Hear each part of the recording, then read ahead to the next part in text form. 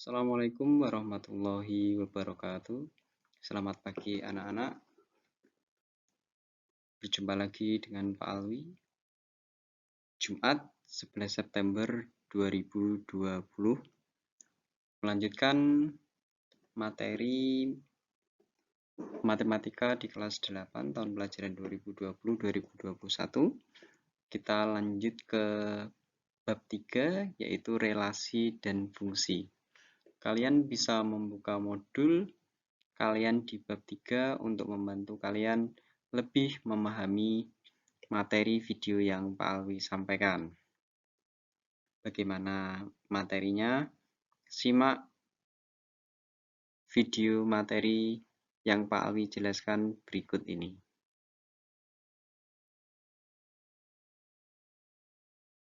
Relasi ini mempunyai arti hubungan. Dari himpunan A ke himpunan B adalah hubungan yang memasangkan anggota A dengan anggota B. Relasi dalam matematika misalnya lebih dari, kurang dari, setengah dari, faktor dari, dan sebagainya. Ini hanya sedikit contoh yang bisa Pak Alwi sampaikan ke kalian.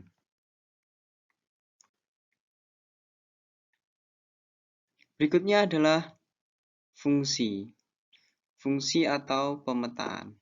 Dari himpunan A ke himpunan B adalah relasi yang memasangkan setiap anggota A tepat satu anggota B.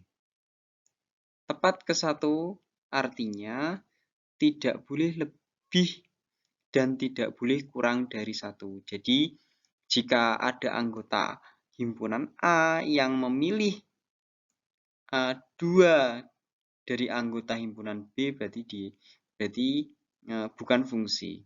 Atau tidak boleh kurang dari satu. Jika ada anggota A yang tidak memilih anggota B, maka itu juga bukan merupakan fungsi. Untuk nanti contohnya bisa kalian lihat di penjelasan Pak Alwi yang selanjutnya.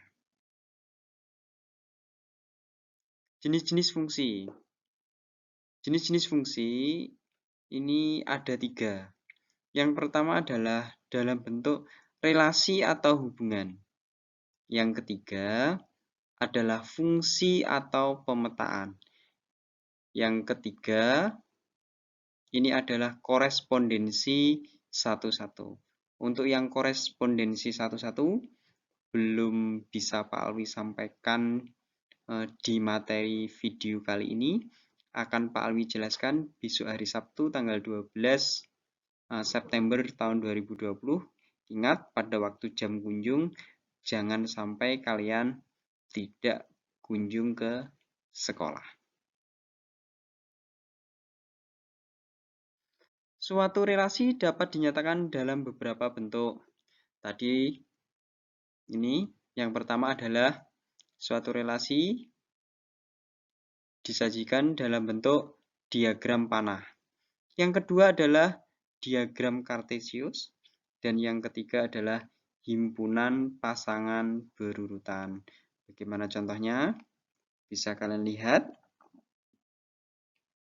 Himpunan A, anggotanya adalah A, I, U, E, O. Dan himpunan B, ini adalah 1, 2, 3, dan 4. A, ingat ya, jika membuat diagram panah, maka harus ada panahnya. Ingat, A ke 1, I ke 2, U ke 1, E ke 4, dan O ke 2. Jika diagram panah ini kita sajikan ke dalam bentuk diagram Kartesius, maka bentuknya akan seperti ini. Ingat ya, pada diagram Kartesius, A karena A tadi memilih 1, maka A ke 1 A ke 1 titiknya di sini. I ke 2. U ke 1. E ke 4. Dan O ke 2. Ingat ya, berarti untuk sumbu X-nya itu adalah himpunan A, untuk sumbu Y-nya itu adalah himpunan B. Diingat-ingat, ketika kalian membuat diagram kartesius, berarti sumbu X-nya adalah himpunan A, sumbu Y-nya adalah himpunan B. Yang ketiga adalah himpunan pasangan berurutan. Untuk menuliskan dalam bentuk himpunan pasangan berurutan, langkah awalnya adalah kalian harus ingat, ada tanda kurung kurawal di awal dan di akhir.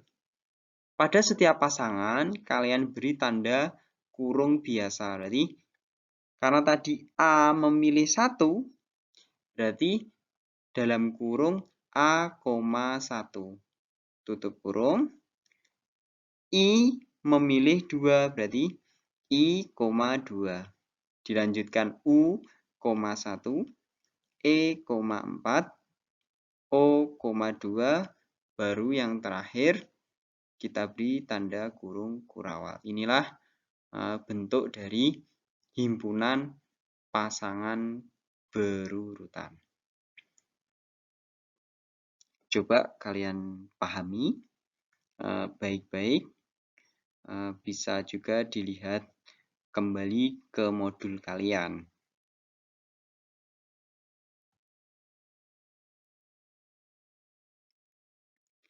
Beberapa istilah penting.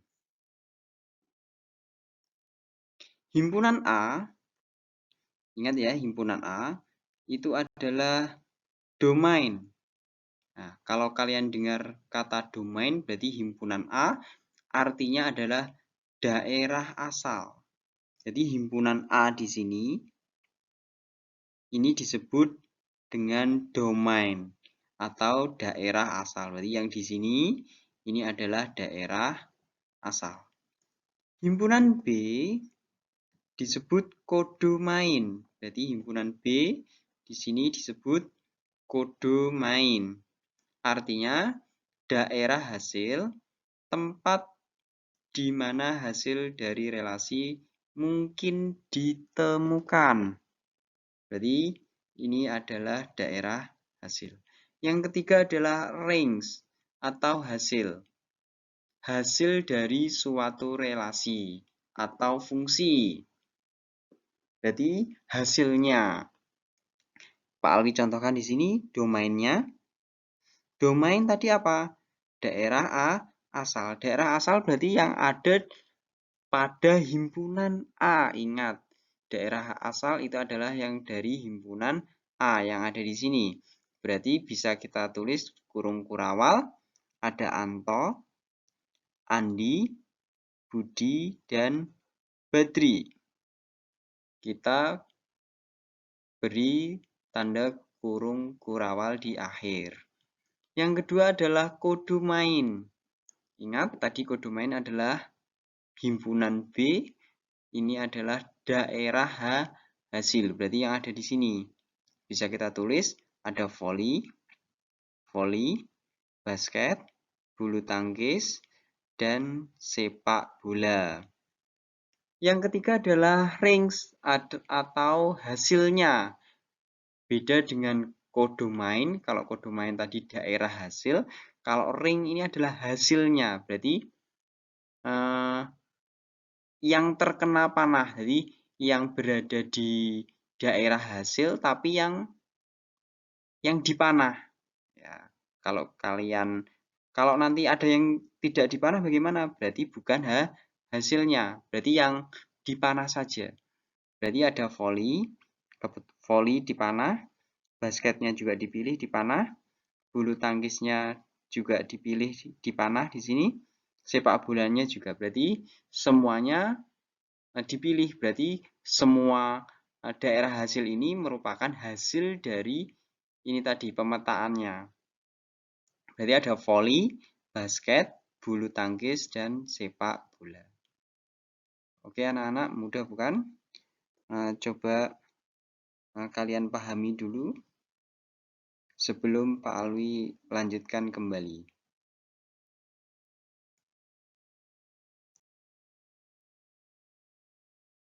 Contoh, dari diagram panah di bawah ini, manakah yang merupakan fungsi?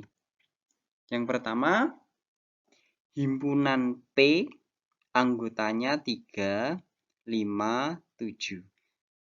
Himpunan Q ini anggotanya 4, 6, dan 8. 3 ke 4, 5 ke 6, 7 ke 8. Apakah dari himpunan P ke himpunan Q ini merupakan fungsi? Jawabnya, merupakan fungsi. Karena setiap anggota P dipasangkan dengan tepat satu anggota Q. Jadi, anggota himpunan P ini dipasangkan tepat satu anggota himpunan Q. Berarti, ini merupakan fungsi. Berikutnya adalah himpunan X dan himpunan Y. Perhatikan, himpunan X-nya anggotanya 1, 2, 3. Himpunan Y-nya 2, 3, 4, dan 5. Perhatikan. 1 ini memilih 2 anggota Y. 1 anggota X memilih 2 anggota Y, yaitu memilih angka 2 dan angka 3. Sedangkan 2 memilih angka 4 dan 3 memilih angka 5. Coba kalian perhatikan ini, apakah ini juga merupakan fungsi?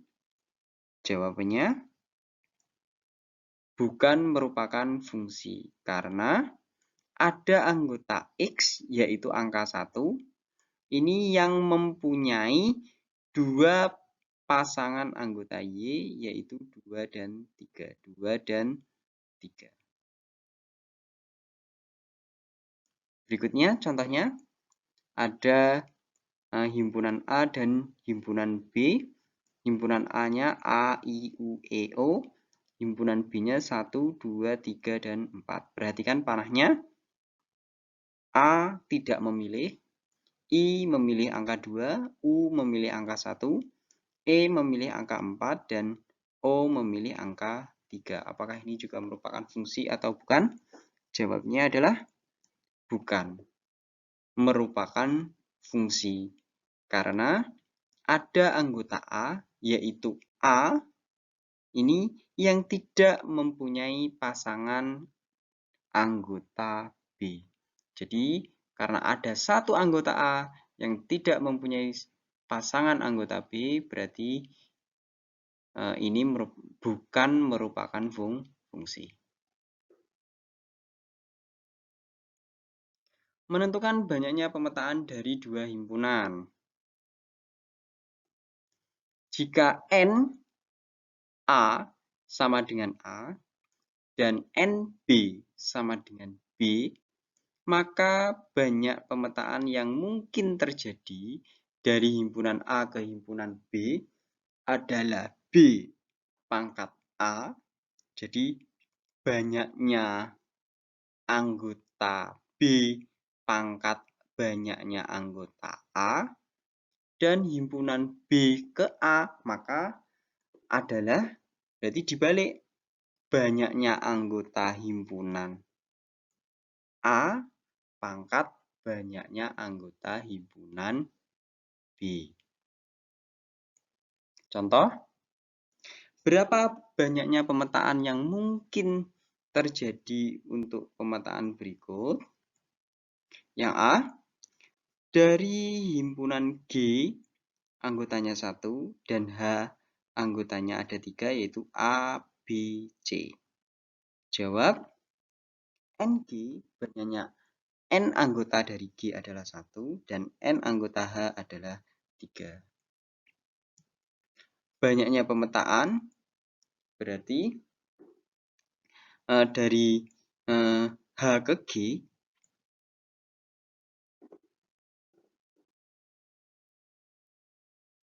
Ini adalah 3 pangkat 1 dari himpunan G ke H.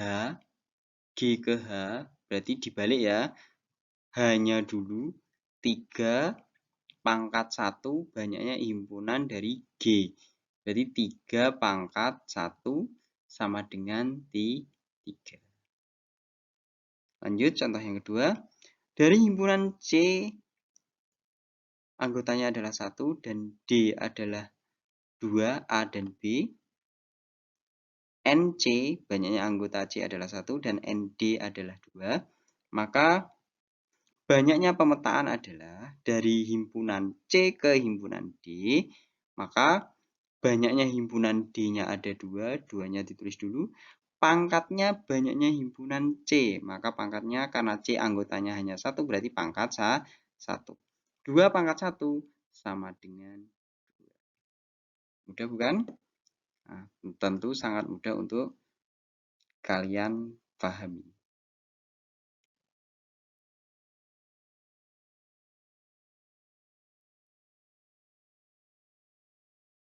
Oke, sekian materi pada pagi hari ini yang bisa Pak Alwi sampaikan. Tentu jangan dijadikan beban. Matematika sangat mudah dan menyenangkan. Oke, ini ada moto dari Pak Alwi. Barang siapa yang tidak mau merasakan pahitnya belajar, ia akan merasakan hinanya kebodohan sepanjang hidupnya. Dari Imam Syafi'i. Oke. Ini untuk memotivasi kalian untuk belajar. Jadi jangan tidak mau belajar, akibatnya kalian akan mendapatkan kebodohan sepanjang hidup. Oke ya. Selamat belajar. Sekian dari Pak Alwi. Semoga dapat ilmu yang bermanfaat. Saya akhiri. Wassalamualaikum warahmatullahi wabarakatuh.